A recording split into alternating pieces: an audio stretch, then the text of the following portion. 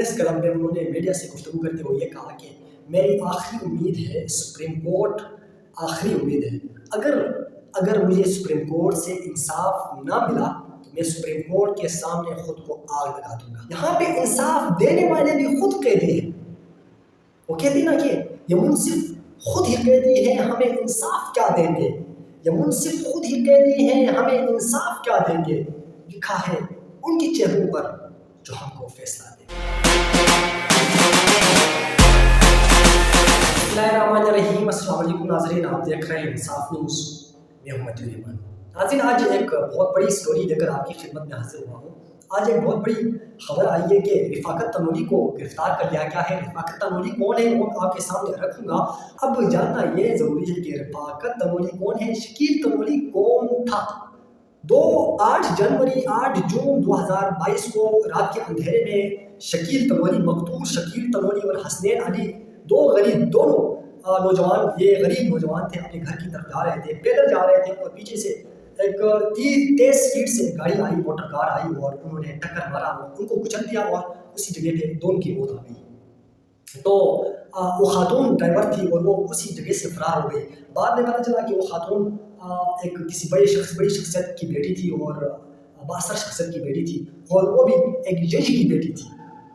तो शकील तनूरी के, मकतूल शकील तनूरी के जो वालिद मोहतरम है, उन्होंने तमाम दबाव, लालच और धमकियों को मुस्तरद करते हुए उन्होंने लाहौर हाई कोर्ट से इंसाफ लेने के लिए रुजू किया, लेकिन उनको इंसाफ ना मिल सका।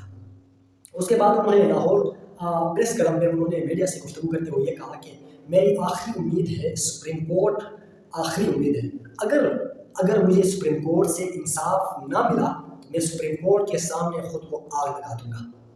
रफ़ाकत तनूरी ने ये कहा और आज रफ़ाकत तनूरी को उसी रेड जोन से, इस्लामाबाद रेड जोन से गिरफ्तार कर लिया गया है और यही हमारा इंसाफ है, यही हमारा निज़ाम है। यहाँ हमारे जज बैठे हुए हैं, उनको पूरा आर्टिकल का पता है कि आर्टिकल 1 क्या होता है, 2 क्या होता है, आर्टिकल 19 क्या होता है, आर्टिकल 37 क्या होता है, सब कुछ उनको इल्म है। लेकिन फिर भी ये लोग अपनी मनमानी करते हैं। ये लोग, आपको ये मेन बात आपको बताता चलूँ कि सुप्रीम कोर्ट ऑफ पाकिस्तान के chief justice of Pakistan 18 lakh, सिर्फ 18 लाख तनख्वाह ले रहा है।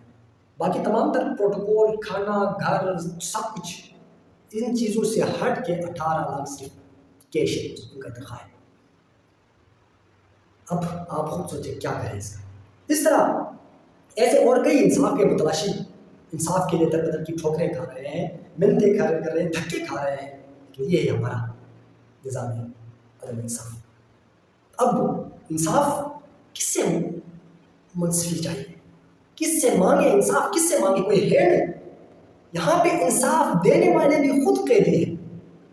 वो कहती ना कि ये मुंसिफ खुद ही कैदी है, हमें इंसाफ क्या देंगे, ये मुंसिफ खुद ही कैदी है, हमें इंसाफ क्या देंगे, लिखा है उनके चेहरों पर जो हमको फैसला देंगे।